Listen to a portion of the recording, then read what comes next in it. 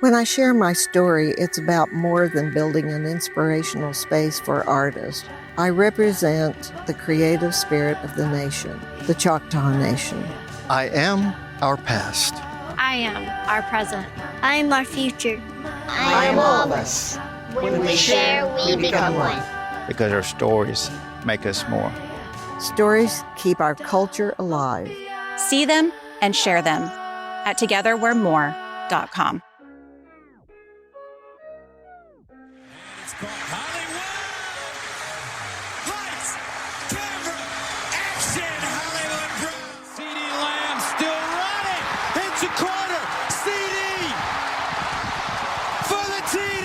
People don't know what it is to be champions. Oklahoma invented it. Welcome to the Patreon episode, everybody. It's Brady, and we are coming to you live from, well, it's really hot here in the city of Atlanta. Ryan, do they have a name to describe, to show visitors coming here that it gets pretty warm here? Get Magic City. Magic City. Welcome to Hot Love Magic City.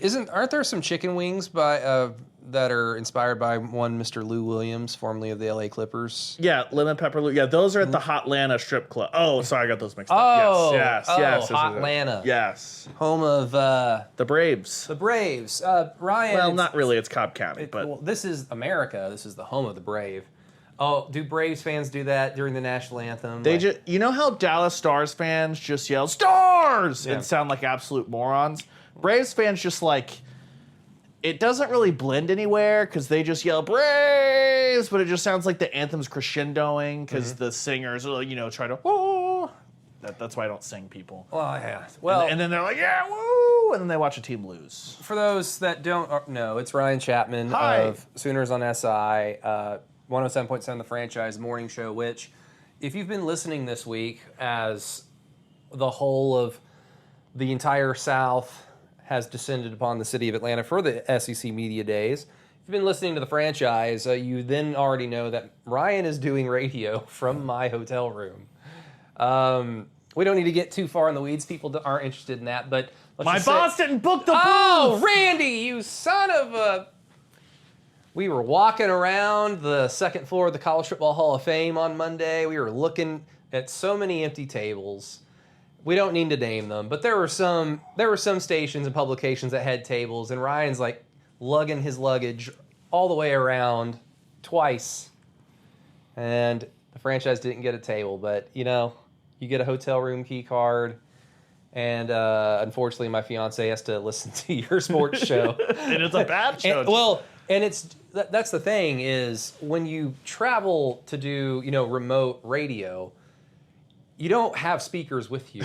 Right. So you just have the tie line that connects you to the signal that gets you live in the studio and your headset. So if you're literally in the room like we are, all you hear is what you say. We don't hear Todd. We don't hear anyone else. It's just you talking to somebody. You also you see how much I pace around when I'm on remote or whatever. I very rarely am doing the show sitting, but you guys have a phenomenal view. You lucked out. Instead of the Soviet atrium that's on one side of the Omni, you are overlooking Centennial Park. You're overlooking Bobby Dodd Stadium. You're overlooking, downtown Atlanta. So there's a big Ferris wheel. Yes, there's a big Ferris wheel that plays Hey Ya every day at 6 o'clock, which is... So that's or 6:30, kind of fun. That's Atlanta's tornado sirens at noon on Saturdays. Let's play Outcast. Which that's sad. Outcast is two people, and they're playing a song that was written and performed by one guy from Outcast. Well, that's the whole gist of... Were you a speaker box or a speaker the Love box? The Love Below. I was the Love Below. I think a lot of people were. I love Big Boy, but I'm in the tank for Andre 3 Stacks. Absolutely. Okay. What is he doing? Living. He did a flute album, I think. Oh, that's regrettable. The other regrettable thing about today, other than the fact that Brent Venables talked for 17 minutes. And look, I predicted this because last year in Dallas for SEC Media Day, Brett was to the point and short and quick, and I think we all thought he's learning how to be a head coach. He's learning that he actually hates the media and doesn't want to explain things and doesn't want to talk. And I predicted correctly that he's going to go back to his old ways. But hey, maybe that means we're going to have a good season this year. Yeah, the last time you had a really long opening statement, Oklahoma won 10 games, so that's good. It's just unfortunate. Brent Venables made me look like he embarrassed me in front of all my friends. He was dad, doing a dumb thing last year. Because all of our other on-SI people were like, what should you expect from Brent Venables? And I was like, maybe the longest opening statement in SEC Media Days history. Then he was like really succinct, and they're all like, what was that about? And I was like, I don't know what's gotten into him. So today, he obviously had a lot to cover, I suppose, and I think as a result, he only took like 5 questions, one of which included Navy. And it was an Auburn guy. It was like an Auburn, Alabama radio affiliate or whatever. And he asked about Navy. And it was little to do with Navy and more to do with, do you think the wing tee can still work in modern college football? And it's like, my man, every team runs option. It's just RPO. It's not the wishbone. It's not the triple option anymore. But yeah, interesting. The only other disappointing thing about Atlanta so far, because I can count on one hand how disappointing it's been. I mean, it's a really fun city. It's the first time I've ever been here. But fiance and I, Jessica, earlier today, we went to the Coke Museum, and you can imagine my displeasure when I understood that, this is Coca-Cola. This is a Coca-Cola. I expected something different, and that's my bad. Hey, listen. That happens, and you understand this is a Waffle House city. This is a Home Depot city. Is that the Waffle House, like on the other side of Centennial Park? Is that like the original spot? I don't think so, because Centennial Park was constructed for the Olympics, so it would have been kind of weird for them. It would have been incredibly baller for them to just basically be like, here is the original Waffle House. We're going to construct our Olympic center. Oh, thank you, Jessica. Jessica's here. Jessica She's brought the beers. all worried about making noise. I'm just like, this is your home too. It's more your home than mine. But Ryan's like, what are you doing here? She brought beer. I mean, I'll drink both beers. What beer do you want? Oh, I got a girly drink. Okay. Beautiful. We got no ultras out. Very sexy. Thank you, Jessica. Thank you, sweet thing. Thank you. We appreciate it. But yeah, that's not the Waffle House. Do you have any desire to go by the Varsity? The original Varsity is the one that's by Georgia Tech. It's basically like a... if you've got time to kill tomorrow, and this is great podcasting, if you got time to kill tomorrow, do you want to go to Georgia Tech? Yeah. Okay.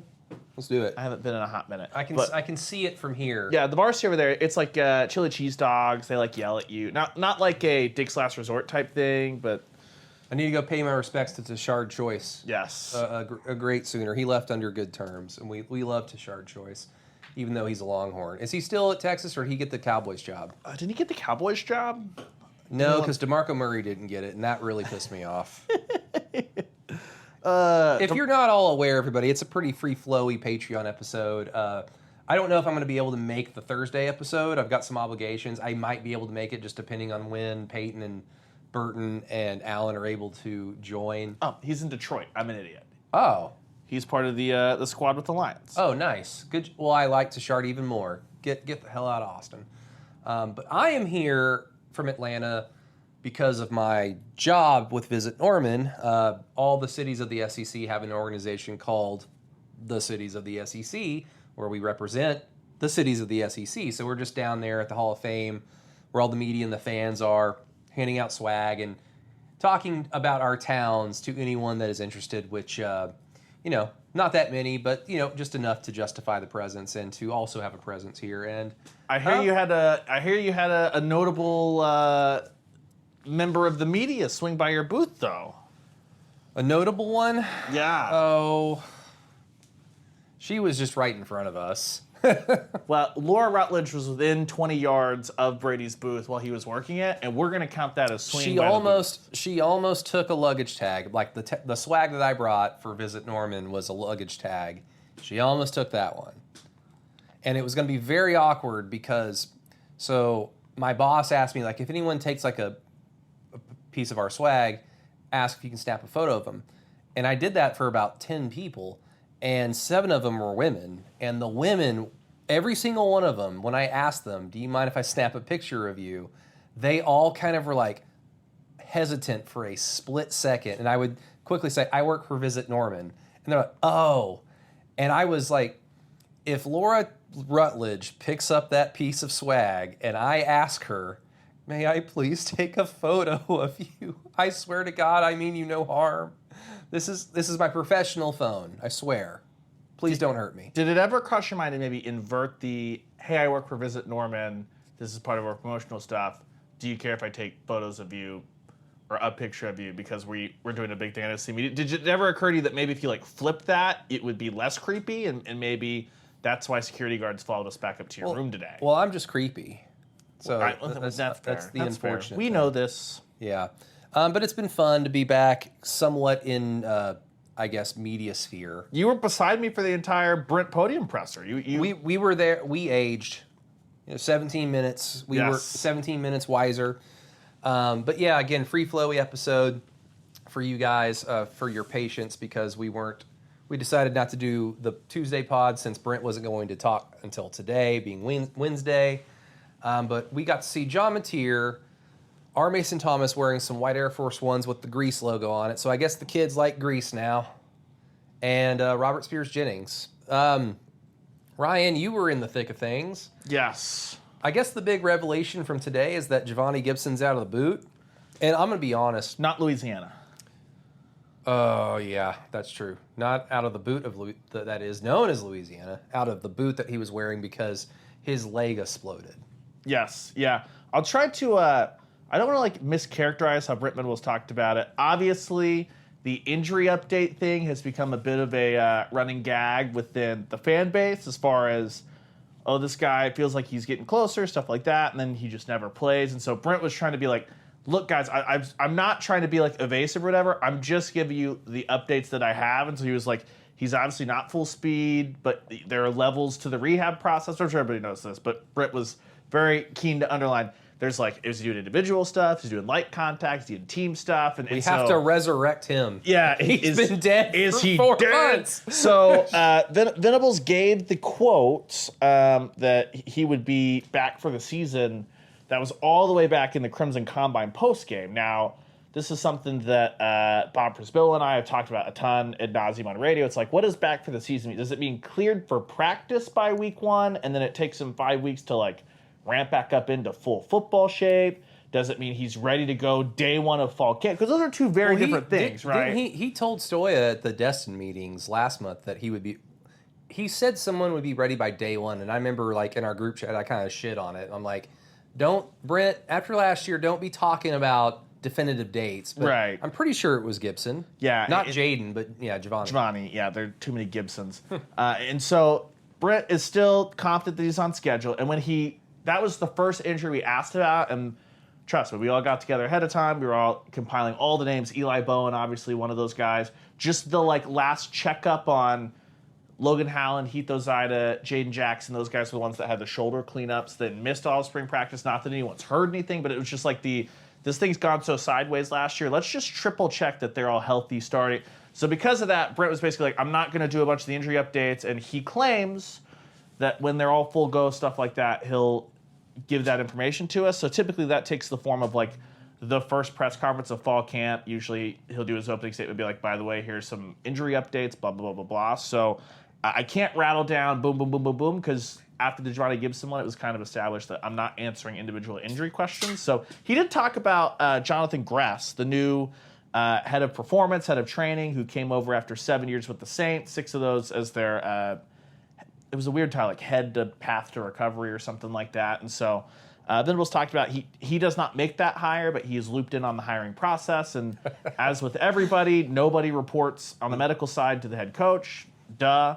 So Brent Venables talked about they've got Jonathan Gress, and they've got a new return to play protocol trainer person, like a second in command. So he gave the standard, it's good, thumbs up, change is good. Let me talk about all that stuff. But there is new training staff in place to, you would assume, hopefully prevent the just rash of injuries and re-injuries and all that stuff from a year ago. And for whatever it's worth, Brennan Thompson talked today as well, as he was one of the Mississippi State representatives. And while Brennan wasn't in the Nick Anderson situation last year, he was asked straight up, do you feel like in your medical rehabs, because 2 years ago he had the hamstring pull, that you were good with the medical staff? And Thompson was like, yeah, it was never the medical staff. He was like, hand up, I had to learn from his freshman year at Texas and his sophomore year at Oklahoma, like what it actually takes to rehab injuries and football and stuff like that. So I'm not saying it's absolved of all the stuff. We've all did the back and forth with Anderson, but it was a non-starter there on the Brendan Thompson trying to talk about the wide receiver room and all that jazz. Some dudes are just, I mean, when I say fragile, I don't mean mentally or emotionally. Like, some dudes are just physically fragile. And, I'm fragile mentally and emotionally. Well, this is a long week, and you're here. Are you the only OU media member that is here all week?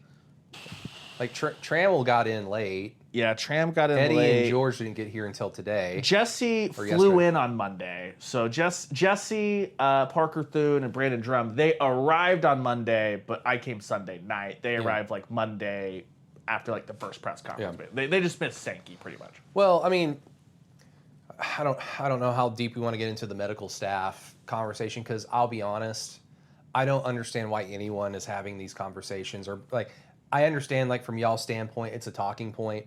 It's a pivot point. It was a narrative last year. But I'm just of the old school opinion that some guys are just meant to be hurt. Nick Anderson being one of those human beings. That guy and his brother, unfortunately, always hurt. And hell, Nick Anderson got in a car wreck last week, right? Mm-hmm. Yeah, he got in a car wreck on Friday. Yeah, thankfully he's going to be fine. Yes. But it's just like, God, can this guy never be healthy? And that's probably one reason why OU looked at Nick Anderson and basically probably said, we'd love to have you at this price, but no, not a penny more, because we can't depend on you. But I don't know how much I buy, like, it's the medical staff or it's the trainer or whatever. Like, Deion Burks is 5'10". Nick Anderson is always hurt. Jaden Gibson is skinnier than hell. Are you ready for the new era of sports in Oklahoma? Want to be ready for some real Southern football? Kaizen Performance in Norman, Oklahoma is your spot for physical and mental growth. By empowering a lifestyle of constant, continuous improvement, Kaizen Performance's gym experience lends itself from the experienced training fanatics to those who want to make a positive change in their lives and everyone in between. Come see their new location at 158 Armstrong Court in Norman, Oklahoma. With experienced trainers who understand that every client has individual desires and needs, in-person and online customized training programs and nutrition plans, Kaizen Performance has everything to offer for you to meet your goals. Again, their new location is 158 Armstrong Court, Norman, Oklahoma, 73071. Seriously, Brady works out there, and so does Peyton when he comes to home games. Come work out with us and get ready for the week-to-week grind of real Southern football. Kaizen Performance, Norman's own local gym where your goals are a workout away.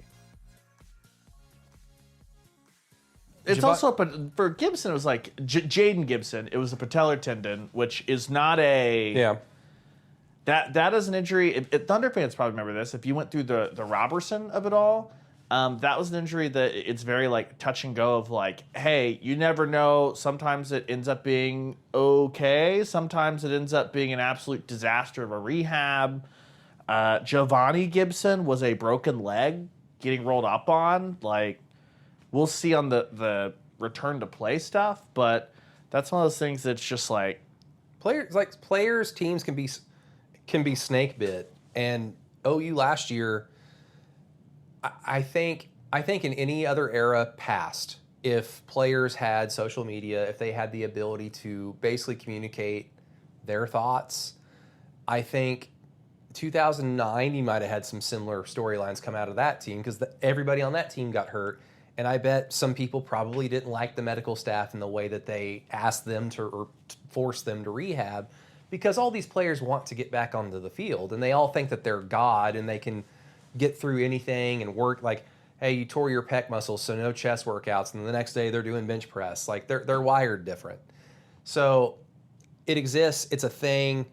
I don't think OU's going to be dealing with that much injury next year or this coming season, because rarely do you see something like that repeat, back to back. Now, the hope is, well, there's a rash of injuries, then there's the injury that can derail your season. So, I mean, it's football. It's a blood sport, so people are going to get hurt, but I guess they've got the Saints medical staff now. Got to keep Tate Sandell healthy, like as you're alluding to. That's the most important thing. Well, I mean, you need a good kicker, and Brent Venables in close games. What's that record? Bad. Brady, it's bad. It's not good. I mean, how many blowouts has Brent Venables had in his favor? In his favor? In conference. In conference Let's play? just do conference.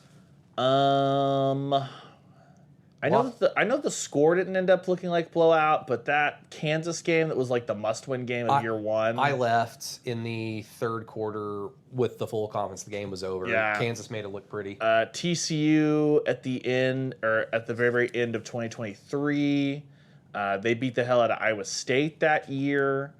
I thought that the Iowa State game, not a blowout in Ames year one, was like very comfortable. Like it was never like in doubt type situation. I guess Bama technically is. Yeah, Bama. Because that one was Oklahoma ran Alabama over. Like they just. It was a thorough beating. They turned the offense. What little offense that there was, they turned it off after the Kip pick six. That basically said it is 24-3. This is done. So well, it's SEC Media Day, so. I mean, the Bama fans at SEC Media Day, it's kind of the stuff of legend, and it's a little bit different. Saban's not walking through that door. So instead of like thousands of Alabama fans, you had like 20 or 30. 20 or 30 total fans. There were like some Florida fans, there were some Georgia fans. Majority of them were all Bama fans. And I talked to a handful of them when they came over to the booth, and I asked them, did you go to the game last year? And they were like, most of them were like happened to go, and they loved their stay in Norman. They thought the stadium was really cool. That was always kind of like a cool thing to hear, that, you know, Bama fans think our stadium's awesome. And they're like, yeah, we just had a bad day at the office. It's like, hey, happens. Happens. That's one of the things that you look at, like Ole Miss. Ole Miss still has some like gravel under their stadium. The Grove was awesome. The stadium was like very unimpressive. The atmosphere at Auburn is great, but it's like an old stadium. It reminds me of like the old Lewis Field setup, where it's like patchwork. Like you can just tell, like, this was put up in the 50s. Old concrete. This was put up in the 80s in his age. Neyland is that way, you know what I mean? Like Bryant-Denny just got a big facelift, but a lot of the stadiums are like incredible atmospheres and good amenities on the inside. I thought Death Valley looked pretty modern with some of the updates and stuff that they've done. A&M's obviously that way. DKR's that way. But that's one of the things that the facelift over the last 30 years that Gaylord has certainly, I think a lot of opposing fan bases come in and like it a great deal. At least we got that going for us. And give us the west side. Give us the west side. Give me a space to sit, Brady Trantham. As Joe Castiglione is passing on to the next dimension, like that'll be the last bill that he signs. Is that his parting gift? Yeah, well, I guess technically whatever the like red tape around the entertainment district, if he could cut the red tape, that would probably be the last thing, just because I feel like that is something that seems like it's going to be tied up at the city of Norman if ever. Maybe not. I didn't get into sports to cover city council stuff, though. It's not too fun. I mean, do you think they're going to improve the press box for you guys? Because I feel like that's the last thing on the box of things that they give a shit about. I think it'll be, if you've ever been to Texas Tech, this is like very niche, so I'm not going to spend Texas Tech, the nice part of Texas Tech, or TCU, the nice part of TCU. They just basically put suites up there, and then just put like the media on the end of the suites, and they just make like one less suite and make that the media area. And then it's easier for OU because the food that they cater, this is how Tech does it, the food that they cater, and this is how TCU does it. Instead of doing special media meals, it's just like, hey, just go to the donor buffet type thing. And so I think that's probably like the likeliest thing, is they just turn it into like big suites, and then it'll probably like move the press spot, like the media seats will probably be like in the south end zone, like not like around the side or whatever, but it'll go sideline or end zone to end zone, and you just shove the media toward the end in one of the less desirable suite locations, which is pretty standard and it's fine. Throw you fuckers on the roof. That's fine if we just get a little bit more seating, just a little bit more knee room. And I'm not a big person. That would be that's all I ask. We're getting rid of the Cotton Bowl, nailing the seats though. So don't get rid of the Cotton Bowl. Did Brent say when they're going to report? Is it the 31st or the 1st? He did not say. I thought it was the 1st, but I could be wrong on that. It's right around in there. So once we all pack up and get back home to the greater Oklahoma City area, it'll basically be a week and some change before start of fall camp. Excuse me, sorry if you can tell. I've been radioing since 6 Central this morning. But yeah, it should be that back end of that week that turns the calendar over into August. Media days are always kind of they're like when you get like a few weeks away from them, I get kind of excited for it because it's the first bit of like actual football content, and it's an unofficial kickoff to the season because they happen, and then you wait 2.5 weeks, and then teams start reporting for fall camp. And then you get a press conference. Then you get the inevitable like this guy's like kicking ass in camp, or this guy got hurt, and it's a lot of conjecture. And Al Ashback's out here saying Mike Hawkins should start over Jackson Arnold. How correct was Al? And we all said he was an old man. Happens. He's been around this once or twice. Yeah, Mike Hawkins got 3 shout-outs today by Brent Venables. Yeah, we got Jackson Arnold. Now, one of them, Brent was asked about Jackson Arnold, but Jackson Arnold got a unprompted shout-out, him and Mike Hawkins, before Brent turned the page and started talking about John Mateer, which was interesting. That was part of his 17-minute opening statement, though, so I have to admit, that all kind of just like ran together for me to a certain extent. Yeah, he had to spend 6 minutes on Joe Stiglione's retirement because I guess Brent wasn't you were at the Josie thing. Yeah, he was on, him and Patty were, I believe Patty was on vacation. And it was just one of those things where they weren't recruiting. It was just like, well, this is the one of like 3 weeks all year long that you might be able to leave your office. So that was it for Brent. And then your boss just quits out of nowhere. Yeah, that was the first thing we had. You can find all the video from all the stuff that we're going to talk about everywhere. The video you can't find is Brent talked with some local reporters for about 22 minutes before the extravaganza started, and that was, talking about Brent was the first thing. But then covered some Jim Nagy stuff, covered Jaden Ott, talked about the medical staff and the Gibson update. That's what came from that local media day scrum. So I'll be interested to see how the Jim Nagy relationship grows. It wasn't like bad quotes or anything like that, but Brent was just talking about how basically there's an adjustment process where Nagy's teaching the staff his scouting system, aka the color-coded system and all that stuff, and Brent Venables is having to teach Jim Nagy about like, you have dealt with the 21, 22, 23-year-olds that are a little bit of a captive audience because they want to be at the Senior Bowl to help their draft stuff. He's like, they're also physically matured. Yeah, it's like this is what happens when you're talking to 16, 17, and 18-year-olds in the recruiting process. This is what our world's like dealing with agents, handlers, stuff like that. This is what our world's like when it comes to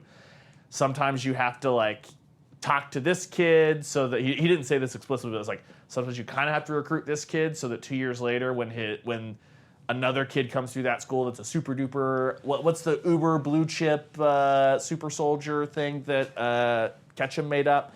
So that when your super soldier comes through, you're like, okay, we have a pre-existing relationship. So Brent talked about that. He also was like, Jim Nagy talked about this with Colton Sully, the Oklahoman, but Brent also was like, hey man, when Nagy and them came in, they can make all the evaluations they want in the 2026 class, but the relationships, if Nagy started picking up the phone in March, for the 2026 recruits, you are way late in the process. That the 2027, 2028 class, that's where you're in the infant stages of building those relationships. And so Brent was the first one to say, like, Jim Nagy needs to be judged on the 27, 28 stuff. Jim Nagy kind of said that without saying. So that was, I thought that was interesting that, like, because Brent could very easily just be like, the recruiting woes are yours type thing. And he was just like, I thought pretty quick to defend Jim Nagy, which maybe is just coach speak. Maybe it means that the relationship's good and it's just like, hey, this recruiting class was always going to be tough because it's the first time in, 27 years an Oklahoma coach has entered the season legitimately on the hot seat. And the negative recruiting is going to take a toll. And kind of like you've seen with South Carolina, that they were on a little bit of a heater last year when they were playing well. If Oklahoma and Brent Venables plays well, it feels like they've got everything in place to bounce up and recruit, at least star ranking wise, the way that Venables has thus far. Whether those recruits have panned out or not, we'll find out this year. You know what I mean? No, well, I want to two things from that, like the overall thing.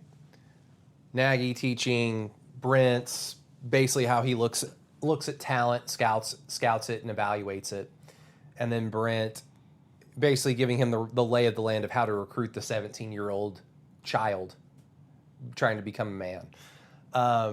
That to me, that situation, I don't know how anything successful can come from that, what you just said. But I will say that I think OU has the talent this year, particularly because of John Mateer. What's so funny over there? Nothing. You think my OU thoughts are funny? No. My OU thoughts are sound. How dare you? I agree. She agrees. I see why you're so angry all the time. You walk around the house and you're just like, I really thought about this hard. And Jessica's like, ha, fool.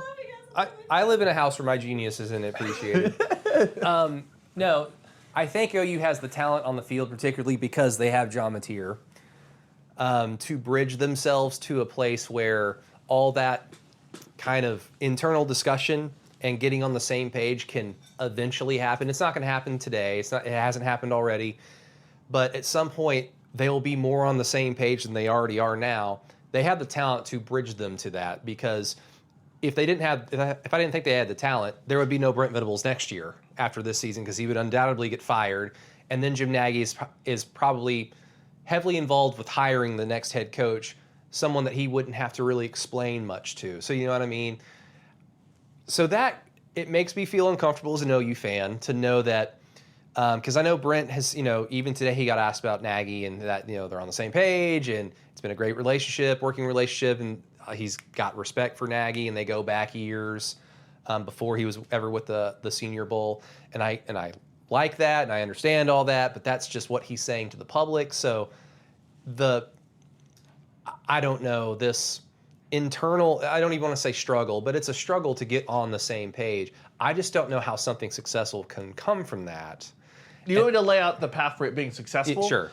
I think this is what, and maybe I'm misunderstanding everything, but just kind of talking to, whether it's behind the scenes or what they've said publicly, the 2026 class is interesting because it's kind of like a mishmash of, it's not perfect for a lot of reasons, but basically, Jim Nagy's a great talker, and if Oklahoma wants to sell the family atmosphere, he'll always be involved. But to a certain extent, it's like, we want to evaluate the players and be like, these are the guys that I think that we should recruit. Now you come in and you tell me of this pool of players, what fits what you want to do as far as culture-wise, all that stuff. And I think in the ideal world, Brent Venables is going back 10 years in time to where he is, like, let's say it was his OC that comes in and says, this is the wide receiver that I want. Now you go recruit your ass off. Now it's just Jim Nagy and his evaluation team saying, like, these are the 3 wide receivers we want. Now Emmett Jones, Brent Venables, go recruit your asses off. Go watch them go to Illinois. Yeah. Whereas now you have guys that they've recruited that suddenly it's like they've been in on, and suddenly Nagy and his staff are just like, I don't know about this evaluation, so you're backing off. They've certainly missed on guys that Nagy, Venables, everyone's involved. I'm not trying to be rosy rainbows. I think everyone knows that's not necessarily what I do generally. But I think that, like, in the ideal world, like, let's say the 2028 class, where they're really in on the ground floor, that Nagy and his staff are evaluating guys, and then from there the coaches take it over, and then Nagy does the NIL part of it, the coaches do the relationships part of it, and then from there it's a bit more symbiotic relationship. I think that's like the ideal world for it working, which means that the 2026 class, for this model, like, it may be a good class, maybe a bad class. I think it's like almost impossible to evaluate what this model will be, which is, I think, is very scary because it's already a make or break year on the field, and you don't know if throw 26 out of it, if 27 or 28, if those classes that come in, let's say Brent Venables has a great year, you don't know if the, like, replenishment pipeline is going to work yet. You know what I mean? Which I think is scary. But I would just say that would be, I think, the vision for how it works in, like, Dreamland, when Jokes de Leon, Jim Nagy, and Brent Venables are all meeting, talking about it in, like, February pre-hire. Yeah. No, I mean, that makes sense. And again, if the wins come, like, if I think they should go 9-3. I think they will. That's my expectation for OU this year. If they go 9-3, their 27 recruiting class, or their 27 recruiting, efforts will become much easier, because the negative recruiting of Brent Venables and the program won't be as loud. They won't be as chirpy on the trail in terms of what OU's had to deal with, and deservedly so. Like, they're getting negatively recruited for a reason, and it's weird because recruiting is what it is. It's something that we think about in the off season. As fans, we appreciate getting top classes. We know what the importance is of having top classes consecutively. But, like I've harped on time and time again, the 23 class was, fifth in the nation, and it sucks. Outside of the defensive recruits and 2 offensive linemen, it just sucks. It was a bust of a class, and OU's got the 21st ranked class right now. In 2 or 3 years, it could prove to be like, holy shit, this is one of the best recruiting classes in Oklahoma history. Things like that can happen, and it doesn't matter. But right now, as it stands, it's a little weird. Guys like R. Mason Thomas, who's representing Oklahoma today, was like a toss-in at the very end of Brent's first transitional class. You know what I mean? Yeah. Like, we know this. That's why in the game of recruiting, if you go on an individual basis, the rating's not the most important thing. But the 10,000-foot view, while the recruiting services aren't perfect, the teams that win usually have the most 4 and 5 star. You know what I mean? It's all about just taking as many educated guesses as possible. You don't want to rely on taking flyers. Like, if you're relying on taking flyers, then you live with your risk reward. I mean, Kansas State became a great program because they took a lot of flyers from JUCO schools, and it worked for them. If it didn't work for them, there would be no Bill Snyder at Kansas State as like one of the best college football coaches of all time because of the job he did at the program that he was at. I guess, like, projecting years down the road, Ryan, because I keep thinking about this, like the importance of the GM. If it works out the way that we want it to with Jim Nagy, and he's like here for the long haul, and that would mean that his process, his system is successful and OU's winning games on the field. I mean, are we saying goodbye to the days of the head coach coming in to the recruit's living room to close the deal with the hotshot recruit? Because in the pros, like when Sam Presti is evaluating talent coming into the draft, he's going out there with his scouting and development staff. Mark Dagnall's not going on like scouting trips unless he just has nothing else to do and he's just interested. Mark Dagnall has a say, but he doesn't have the most influential voice in the draft room, in the war room.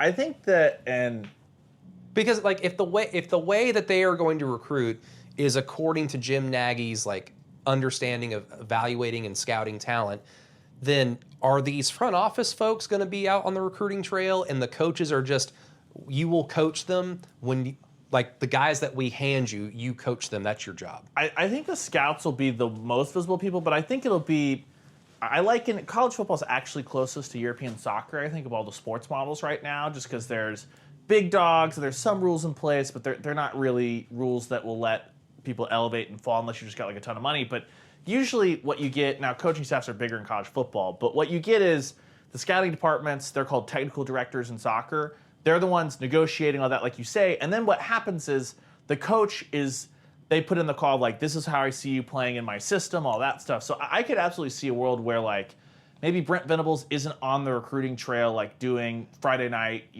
on the sideline visits until you're down to the later stages. Or for, like, the 5 stars, I think it's still going to look like all hands on deck stuff like that. But for maybe a guy that's rated as a low 4-star that Oklahoma has a great rating on, it might just be a lot of naggy, and then Venables or Arbuckle's coming in to like close the deal, that kind of thing. So I think that the goal would be, it's like Jim Nagy has said, I want to make it to where the coaches can coach and focus on retention, and we will give them all the resources as far as talent and roster to have enough guys that if they're doing a good job coaching and a good job retaining, Oklahoma will be in the college football playoff every year. Like that's Jim Nagy's goal, I believe. In your mind, where do we need to be on the schedule for you to fully buy into John Mateer being like everything that he's hyped to be? So is it as easy as he balls out against Michigan? Is it Michigan and then, solidly beat Auburn? Like Auburn, OU and Auburn are interesting because they were 2 of the worst teams in the conference, but they were 2 of the worst teams of the conference that had too much talent to be where they were in terms of how bad they were. Like Mississippi State being bad makes sense. Kentucky being bad makes sense. OU and Auburn's kind of surprising with the talent that they've had over the last handful of years with the programs that they lead. So whether it be Brent Venables or Hugh Freeze, one of those guys is probably not going to keep his job after this season. And, of course, we all hope Brent is successful. So is it as simple as Michigan, Auburn to further distance yourself from that kind of sector of the conference, or does it even have to go deeper in the schedule than that for you to fully buy in? For me, I'm looking at 2015. It's and I know that the parallels were made between Lincoln and Arbuckle, and while they're similar, it's not perfect. Not to go way back, but you look at that Tennessee game. Baker was not perfect and candidly just not good for the first quarter and a half. Awful. They were awful. They were really bad in the first quarter and a half. Didn't get much momentum. Got a couple of drives that stalled, but at least they started moving the ball a little bit in the third quarter. Basically, what you saw by the end of that game is that you're like, look, this offense is not perfect because they're installing a new offense. It's still a work in progress. But you saw that at the bottom end, it wasn't like Baker was so out of his depth, but it was like, okay, it's not perfect. I don't think anyone would have predicted off of the first 3 quarters of that game he'd go on to be a Heisman Trophy quarterback. You know what I mean?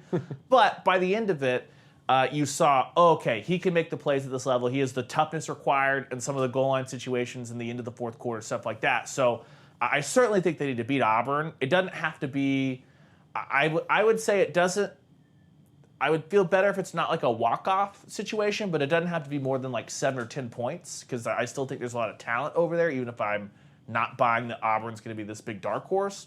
And against Michigan, I think that Michigan defense is a bit better than the Tennessee defense from 2015. Maybe that's revisionist history going back in and knowing what we know about Baker and that became. But it just needs to make it look like it doesn't have to be perfect, but Mateer's not out of his depth. And I just need to see the offense be better from week 2 to week 4 so that you're confident that it's going to be in a spot that John Mateer, who's played some college football, can run with Arch Manning, who's played less college football, come October 11th. Somebody had the tweet of the week, I thought, with Arch Manning. Someone saying that he looks like I don't know frats, but he looks like the Kappa Sig president going to the dean's office to beg to not have their frat kicked off of campus. It was just one keg. It was just one keg. We don't know where it came from, but we stopped it immediately after that. He had dark circle, like Arch had circles under his eyes. He had the blue jacket and kind of like the off cream orange shirt with the striped ties like that. He looks like an Auburn pledge. Arch looks like what I would imagine if you just told me who is Stetson Bennett and started showing me photos, and I'd be like, that guy. He's a third generation. Which one of these men led Georgia to back-to-back national championships in football? That guy. He needs to look like he could have maybe been the son of a Confederate general while also being maybe a third generation PG. I mean, speaking of Texas, we talked about this, and bless his heart, it was Michael Taft, right? Mm-hmm. His tie was really cool. You know, the initials of the 27 victims from the floods in Central Texas, and it's awful and terrible. So it was a good little gesture on his part. I'm gonna be the bad guy. He's getting too much goodwill from that kind gesture. His last name, Taff, the spelling is aggressive. I understand. Should be Taffy. The pronunciation should be Taffy. Double A, double F. This is too aggressive. I'm all for if in a name you want it to be unique. I'm all for okay, you pick one letter, you can double that letter because our good friend Madison Morris, it's Maddysson. So if it was Maddysson, I'd be like, we've got a problem. That's too aggressive of a spelling. Doing too much. Yeah, I mean, it's a surname, so I guess you don't get a say, but Taffy. Someone just needed to get a hold of the birth certificate and strike something out a few generations ago. You know what I mean? Very out of style. We don't make double letters that often. You can Germanize it. You can do the umlaut. You can do, because that's what an umlaut is it's just double. So if there's an umlaut, the double dots over an O, pronounce it like ooh. If there's a umlaut over an A, it's a long A, so it's like so A. So just do that. Make it look cool. I don't know. Texas did things. It was funny that Sark got the Texas A&M fights. Did he at all acknowledge that? No, because he looked for us. He didn't say anything. He looked around for a second and was just. You could tell what was going through his mind. Is like, well, that's wrong. And you could tell he was like, okay, well, happy to be here. And then it took him a second to get in. He's the only coach that's been played off Grammy style, Oscar so style. Sorry, but it was like here, yeah, fire it up. You just know that the soundboard guy just has a row of buttons with Oklahoma, Alabama, Auburn next to him, and he just saw Texas. and he clicked the first button, he saw a Texas on it, and it just happened to be Texas A&M. The unfortunate thing is I'm sure that Greg Sankey probably Dr. Eviled him. He was just like, push the button, into the sharks you go. Get us a new sound guy. I'm still alive, but very badly injured. I mean, anything else? I mean, I thought, so I spent, after the Brent Venables stuff, I spent all my time with John Mateer today. R. Mason Thomas, Robert Spears Shitting, they had some good stuff about, the practices are much more back and forth this year as opposed to just like the defense crushing skulls. I thought it was really interesting. Just a couple things on John Mateer, and I don't want to keep you too long, mainly because I've not eaten yet, so I'm hungry. Jessica, can you get in some food? She doesn't want to be on the podcast anymore. Now she wants to. Now that I'm talking, she's like, I can't. I must get out. She's drawing. Mateer, I thought it was really interesting because he was asked about. He's gotten a lot of love this week. He's been Arch has been the main quarterback talked about, and Nussmeier's gotten a lot of love, but LSU was on Monday, so the Nussmeier momentum kind Gunnar of Stockton looks like he's 45 years old. Yeah, he plays intramural softball, and he goes through his 9 to 5, and he's like, I just need to get to that doubleheader out at Reeves Park. He sounds like a fun, goofy kid, though. Yeah, he seems like a good cool.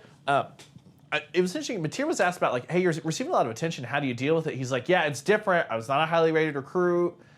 He's like, I basically just put screen time on Twitter and then just like turn my phone off and go outside and touch some grass, basically. So I thought it was a pretty level-headed response. We'll see how he handles the pressure. I thought that Dylan Gabriel also, like, coming into it, handled the pressure well, but you could tell as things went poorly, there was an adjustment of like, oh, the weight of the world is on my shoulders as a quarterback in his first year, not freshman year. Then he got better about that his second year. So yeah, I remember there were some. Was there like a game or two he didn't like come and talk to y'all afterwards? The Baylor game, yeah, and it was just his like 3 interceptions. Yeah, it was just like, hey dog, win, lose, draw, you talk every game, that kind of thing. And that quickly, I think he adjusted to that. So I would just say it was intriguing, but it's also like until S hits the fan, you know what I mean? We'll see there. I've been just really fascinated by. I asked him a couple of things. Just one, when he said that the thing he wants to improve on the most is decision making. And so I was asking him, hey, you've been teaching the offense. Have you noticed that because you've taught the offense, you understand it better? And he like lit up and loved that question. I'm not saying that to like, he was just like, yes, there are like scientific studies about if you can teach it, then you're understanding it, and it's made it more instinctual and stuff like that. So that's something that he really caught on to and really enjoyed with. But then the flip side of that is he talked about that Ben Arbuckle has added a great deal to the playbook from what they did last year at Washington State. And he gave the line a couple times that if you stay stagnant, you're going to get figured out. And so it's not going to be the exact same offense as a year ago, which it's just a stark contrast from, obviously, hindsight's 2020, Seth Luttrell, obviously terrible hire, but part of what felt like was going wrong is that I couldn't tell you what Seth Luttrell wanted to do. It seemed like he wanted to do a little bit of Levy, a little bit of Heupel, a little bit of Kevin Wilson, blah, blah, blah, blah, blah. If Ben Arbuckle's looking at his stuff back and knowing, okay, I need to tweak this look and this look and this look, if nothing else, you've at least got a guy that's like, this is my offense, and I know how I want to improve my offense, and I have a direction with what I want to do with my playbook. And I thought that was like a really good sign, because that is not the kind of stuff we heard out of Jackson Arnold this time last year at SEC Media Day. Yeah, speaking of Jackson, he had nice things to say about his time at OU. Brent had a little revelation that he apparently tried to get Jackson to stay. I don't know how much of that was just kind of similar to how I think the Nick Anderson situation went. Like, we'd love to have you back. However, yeah, the way I read that, and again, that was happening at the exact same time I was with Mateer in the main media room.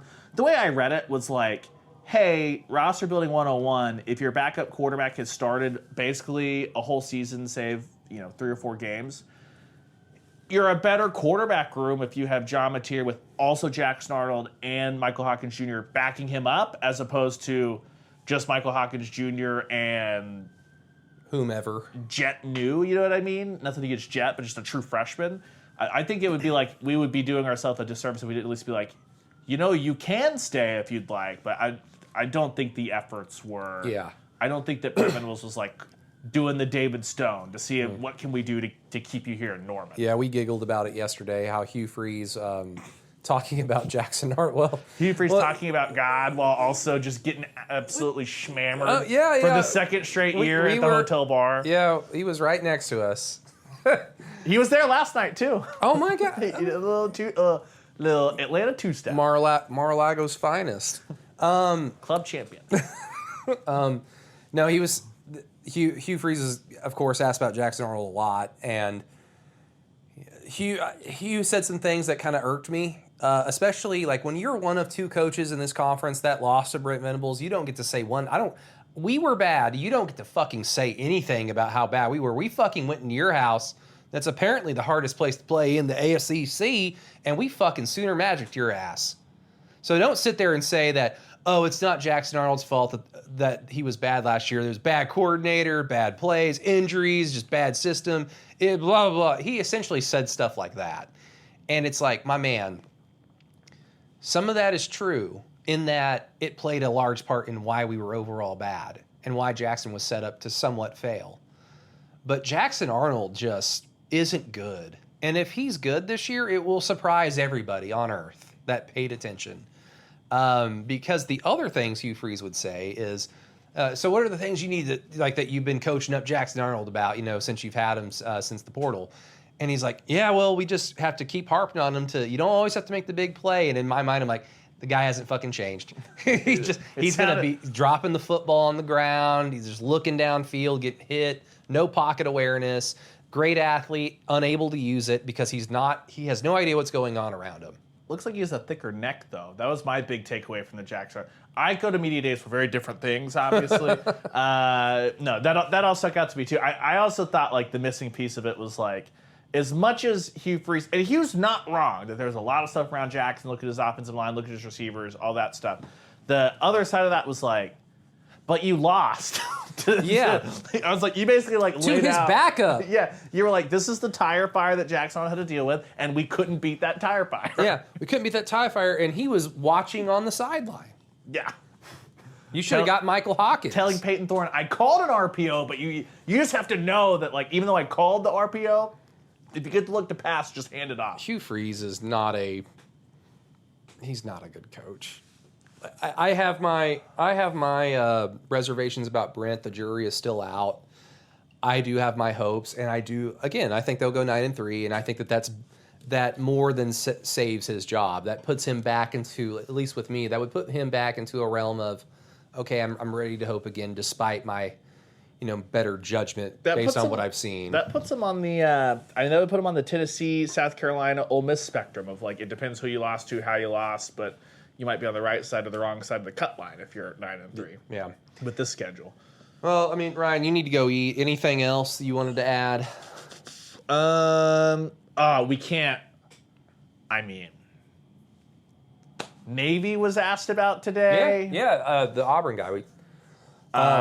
We didn't get Air Force, but we had Navy, and we had, apparently, there was an A&M site. It sounded like it was an A&M site that his whole mission is he was tracking down Robert Spears Jennings and R. Mason Thomas's takes on Love Island, which, listen, when we come to media days, I'm here for throw the oddball question and get to know these guys a little bit, stuff like that. What are you doing with Love Island content at SEC Media Day? I don't quite know. And if someone finds out and they did a good job with it, send it my way. But if not... See, again, that's the thing about SEC Media Day. Like, at least with me, I look forward to it when you're a few weeks out. It gets here, and then I realize, like, oh, it's kind of a dud no matter what.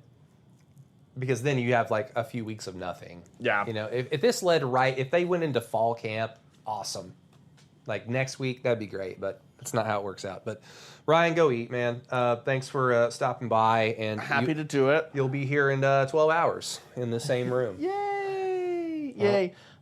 Though it may be a little bit of... There's still a lot of stuff to come out, so, I'm sure that through the keyhole we'll have you covered. But if you need just some extra yelling at clouds, and if you're so inclined, OklahomaSoonersOnSI.com, we published 17 pieces of content today. There'll be a lot more. We barely scratched the surface on everything Brent Venables said with the local medias. Plus, I've not even touched anything that R. Mason Thomas or Robert Spears Jennings said today. And they all spoke for the same amount of time that John Mateer did. So plenty more stuff to come, and it'll all be spread out up until we get to reconvene in Norman at the opening of fall camp. That's where I get all my OU information when I'm scratching for subject matter in the off season. So go check it out. Go check out Ryan's work. Carson, John, you know them. They all do a great job. But thanks, Ryan. Thank you. All right, everybody. Thank you. Appreciate our patrons. Thank you all so very much. We're almost there. So we almost made it, but let's get across the finish line together as a family. And I'll try to be on the free pod tomorrow. If not, then you got to unfortunately hear my voice today or tonight or whenever you're listening to it. But thanks to Ryan Chapman. He will invade my hotel room in the morning to do 107.7 The Franchise Morning Show with Todd Lisenby. So we look forward to that. But until next time, everybody, thank you for listening and subscribing and patronizing through the keyhole. Until next time, Boomer.